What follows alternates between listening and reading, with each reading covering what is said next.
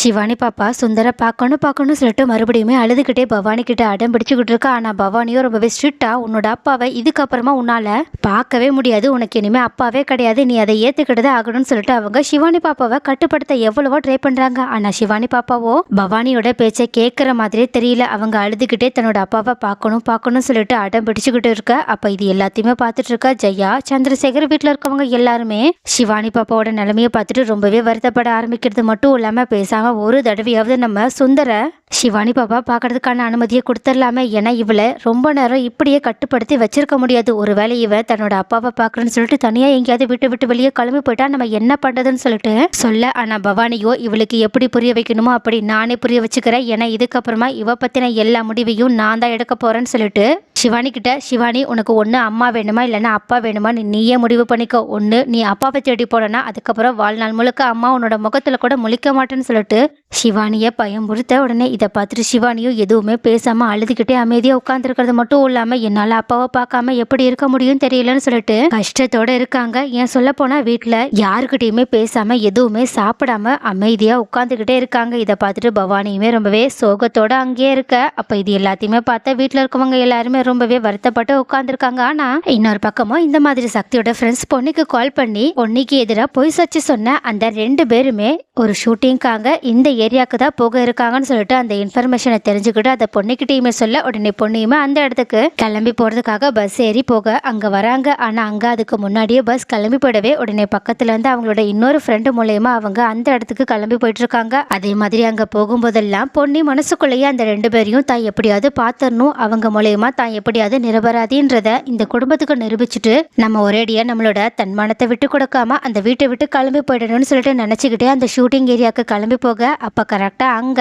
அவங்க எதிர்பார்த்தபடியே அந்த 2 ஆளுங்களையுமே பொண்ணி பார்த்தது மட்டும் இல்லாம உடனடியா அவங்க கிட்ட போயிட்டு பேசலாம்னு சொல்லிட்டு நினைக்கிறாங்க. ஆனா அதுக்கு முன்னாடி சக்தியோட ஃப்ரெண்ட்ஸ் அவங்களுக்கு கரெக்டா கால் பண்ண. உடனே அதை அட்டன் பண்ண பொண்ணையும் இந்த மாதிரி அவங்க 2 பேரையுமே தான் பார்த்த விஷயத்த அவங்க சொல்ல. ஆனா சக்தியோட ஃப்ரெண்ட்ஸோ தயவு செஞ்சு சிஸ்டர் நீங்க அவங்க கிட்ட போயிட்டு எந்த விஷயத்தையுமே கேட்டுறாதீங்க, ஏன் சொல்ல போனா அவங்களோட கண் பார்வையில கூட பற்றாதீங்க. ஒருவேளை நீங்க அப்படி பண்ணீங்கன்னா கண்டிப்பா நம்மளோட மொத்த பிளானுமே கொலாப்ஸ் ஆக வாய்ப்பு இருக்கு. சோ நீங்க கொஞ்சம் பொறுமையா இருங்க, நாங்க அங்கதான் வந்துட்டு இருக்கோம், நாங்க வந்ததுக்கு அப்புறமா எதுவா இருந்தாலும் நம்ம பாத்துக்கலாம்னு சொல்லிட்டு அவங்க உடனடியா வேகமா கிளம்பி அந்த இடத்துக்கு வந்தது மட்டும் இல்லாம பொண்ணையே பார்த்து இப்ப வாங்க சிஸ்டர் நம்ம அவங்க கிட்ட போய் பேசலாம்னு சொல்லிட்டு செம்ம கெத்தோட 3 பேரும் சேர்ந்து அந்த 2 பேரையுமே பார்க்க போகிறாங்க. அதுக்கும் மேல அந்த ஷூட்டிங்கோட டைரக்டரே அவங்களோட ஃப்ரெண்டு தான்ற விஷயத்தையுமே ஹாப்பியா பொண்ணுகிட்ட சொல்லிட்டு அவங்கள அங்க கூட்டிட்டு போக. அப்ப இந்த மாதிரி பொண்ணிய பார்த்த அந்த லேடியோ அந்த மென்னும் அங்க இருந்து நல்ல தெரிச்சு ஓட பார்க்க. ஆனா அவங்கள வளைச்சு பிடிச்சு சக்தியோட ஃப்ரெண்ட்ஸுமே இப்ப மட்டும் நீங்க எங்களோட விசாரணைக்கு ஒத்துழைக்கல, அதுக்கப்புறமா அடுத்து நாங்க போலீஸோட தான் உங்களை தேட வேண்டியது இருக்குன்னு சொல்லிட்டு அவங்கள பயம் கொடுத்த ஆரம்பிக்க. அதே மாதிரி பக்கத்துல இருந்து அவங்களோட டைரக்டருமே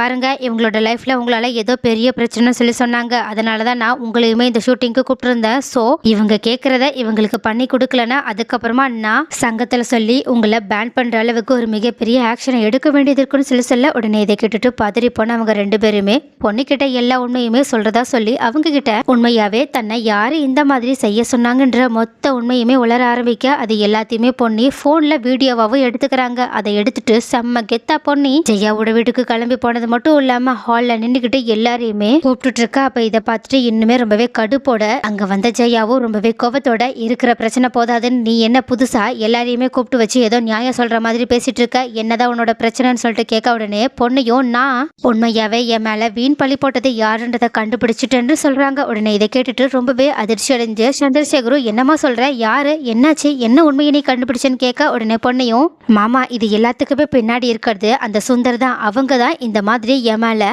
வீண் பழிய போட காரணம், அதுக்கும் மேல பிரீத்தியோட கல்யாணம் நிக்கிறதுக்கும் அவங்க தான் முழுக்க காரணம், அவங்க தான் அந்த ஆளுங்களையுமே செட் பண்ணி அந்த கல்யாணத்தை நிறுத்தினாங்கன்னு சொல்றாங்க. அப்ப இந்த மாதிரி பொண்ணி சொல்றதை கேட்டுட்டு ஜெயா ரொம்பவே கோபத்தோட இதுக்கு மேல உன்னோட நாடகத்தை என்னால கேட்டுட்டு சும்மா இருக்க முடியாது, ஏற்கனவே இருக்கிற பிரச்சனை போதாதுன்னு நீ மறுபடியுமே புதுசா இந்த விஷயத்துல கதை கட்ட ஆரம்பிச்சிட்டியா, உன்னோட இந்த கேவலமான விஷயத்த மறைக்கிறதுக்காக நீ மறுபடியுமே மாப்பிள்ளைய இழுக்க ஆரம்பிச்சிட்டியான்னு சொல்லிட்டு சொல்ல ஆரம்பிக்கிறது மட்டும் இல்லாம பக்கத்துல நின்றுட்டு இருக்க பிரீத்தியும் ஆமா அவங்க ஏதோ ஒரு சின்ன தப்பு பண்ணிட்டாங்கன்றதுக்காக அதுக்காக நீ பண்ண எல்லா விஷயத்துக்கும் காரணம் அவங்கன்னு சொல்லிட்டு மொத்த பழியுமே அவங்க மேல தூக்கி போட்டுட்டு இந்த வீட்டுல மறுபடியுமே நிம்மதியா இருந்தலான்னு பாக்குறியோ? உன் மேல எந்த தப்பும் இல்லைன்றத நாங்க எப்படி நம்புவோன்னு நீ எதிர்பார்த்துட்டு இருக்கன்னு தெரியலன்னு சொல்லிட்டு மறுபடியுமே அவங்க கிட்ட கோபமா பேச, ஆனா பொண்ணியோ நான் ஒன்னும் ஆதாரம் இல்லாம பேசல, ஏன்னா எனக்கு நல்லாவே தெரியும் ஆதாரம் இல்லாம உங்ககிட்ட எதை சொன்னாலும் அது வேஸ்ட் தான் சொல்லிட்டு உடனடியாக அவங்களோட போன்ல இருக்க வீடியோ ஆதாரத்தை எடுத்து எல்லாரும் முன்னாடியுமே போட்டு காட்ட ஆரம்பிக்கிறாங்க. அப்போ இந்த மாதிரி அந்த நாடகக்காரங்க 2 பேருமே போன்ல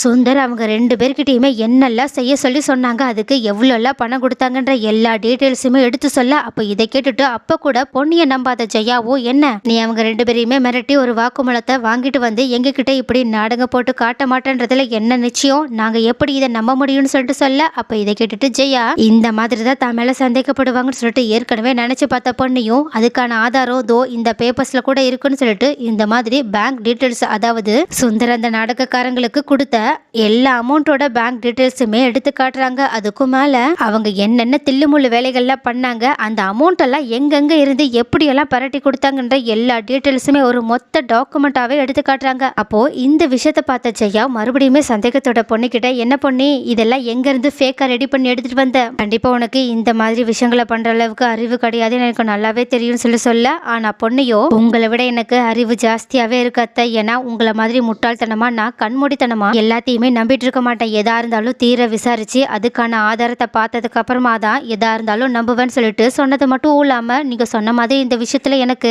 தனியா எல்லாத்தையுமே பண்ண முடியலதான், அதுக்காக தான் நான் நிறைய பேரோட ஹெல்ப்பை வாங்கிக்கிட்டேன்னு சொல்லிட்டு நீங்க உள்ள வாங்கண்ணா அப்படின்னு கூப்பிட, அப்போ உள்ள சக்தியோட ஃப்ரெண்ட்ஸ் 2 பேருமே செம்மகத்தோட வராங்க. அது மட்டும் இல்லாம வந்ததுக்கு அப்புறமா அவங்களுமே குடும்பத்துக்கு முன்னாடி நடந்த உண்மைகள் அத்தனைத்தையுமே எடுத்து சொல்ல ஆரம்பிக்கிறாங்க. அவங்க எப்படியெல்லாம் இந்த உண்மையை கண்டுபிடிச்சாங்கன்ற மொத்த டீட்டெயில்ஸ் சொன்னது மட்டும் இல்லாம இதுக்கு பின்னாடி இருக்க சுந்தர நாங்க ஆதாரத்தோட கண்டுபிடிச்சிருக்கோம் சிஸ்டர், அந்த வீடியோவையும் போட்டு காட்டுங்கன்னு சொல்ல உடனே பொண்ணியும் இந்த மாதிரி சுந்தர் அந்த நாடக ஆபீஸ்க்கு வந்து அந்த நாடக ஆபீஸ்ல வேலை செய்யறவங்க மூலயமா இவங்க 2 பேரோட டீட்டெயில்ஸை எடுத்து அதை எரிச்ச விஷயத்த அந்த ரோட்ல இருக்க சிசிடிவி கேமரா மூலயமாவும் அதே சமயம் அந்த ஆபீஸ்க்குள்ள இருக்க கேமரா மூலயமாவும் தெரிஞ்சுக்கிட்டு அந்த வீடியோ ஆதாரத்தையுமே எடுத்து காட்டுறாங்க. உடனே இதை பார்த்துட்டு இன்னுமே அதிர்ச்சி அடைஞ்சு ஜெயாவை பார்த்த பொண்ணையும் செம்ம கெத்தோட, இப்போ நான் எந்த தப்பு பண்ணாதவன்றத உங்ககிட்ட நிரூபிச்சுட்டேன், இதுக்கப்புறமா நான் ரொம்பவே சந்தோஷத்தோட இந்த வீட்டை விட்டு கிளம்பி போக தயாரா இருக்கேன்னு சொல்லிட்டு உடனடி அவங்களோட குடிசைக்கு போயிட்டு அவங்களோட துணிமணி எல்லாத்தையுமே ஒரு பெட்டியில் எடுத்து பேக் பண்ணிட்டு அங்கிருந்து கிளம்பி போக வீட்டை விட்டு வெளியே போக பார்க்க, அப்ப இதை பார்த்த சந்திரசேகர் சக்தி சண்முகம்னு சொல்லிட்டு எல்லாருமே பொன்னியை தடுத்து நிறுத்த பாக்குறாங்க. அதே சமயம் ஜெயாவும் அதிர்ச்சியில நின்றுட்டு இருக்காங்க, ஏன்னா கண்டிப்பா பொன்னி இந்த வீட்டை விட்டு போக கூடாதுன்றதுக்காக தான் இது எல்லாத்தையுமே பண்ணிட்டு இருக்காங்கன்னு சொல்லிட்டு இது வரைக்கும் அவங்க நம்பிட்டு இருந்ததுனால தான் இந்த மாதிரி அவங்க அதிர்ச்சியில நின்றுட்டு இருக்காங்க. ஆனா பொண்ணையோ கெத்தா யாரு பேச்சையுமே கேட்காம அந்த வீட்டை விட்டு கிளம்பி போகிறாங்க. ஆனா போறதுக்கு முன்னாடி திரும்பி பார்த்து ஜெயா கிட்ட நீங்க எந்த அளவுக்கு முட்டாளுன்றத இதுக்கப்புறமா நீங்களே புரிஞ்சுக்கிட்டா நல்லா இருக்குன்னு சொல்லிட்டு கெத்து காட்டிட்டு போக, அப்ப இதனால இன்னுமே ஜெயா அதிர்ச்சியில நின்றுட்டு இருக்க. அதே சமயம் இதை பார்த்துட்டு இருக்க பிரீத்தியும் செம்ம ஷாக்கோட அப்பனா பொன்னி மேல எந்த தப்புமே இல்லையான்னு சொல்லிட்டு ஸ்டன் ஆகி போய் நின்றுட்டு இருக்காங்க. ஆனா வெண்ணிலாவோ பரவாயில்ல, என்னதான் அவ உண்மையை கண்டுபிடிச்சிட்டாலும் ஒரு வழியா அவ இந்த வீட்டை விட்டு போயிட்டாலே என்ற சந்தோஷத்தோட இருக்க. ஆனா சக்தியோ கண் கலங்கி அவங்களோட அம்மா கிட்ட, போதுமாமா உங்களோட அவசர புத்தியால என் பொண்ணிய நான் இப்போ ஒரேடியா இழந்துட்டேன், இப்போ நீங்க சந்தோஷமா இருக்கீங்களான்னு சொல்லிட்டு அங்கிருந்து உடனடியா அவங்களுமே கோவத்தோட அவங்களோட ரூம்க்கு கிளம்பி போக, இதை பார்த்த ஜெயாவோ ஒண்ணுமே புரியாம என்ன பண்றதுன்னே தெரியாம தகச்சு போய் நின்னுட்டு இருக்காங்க.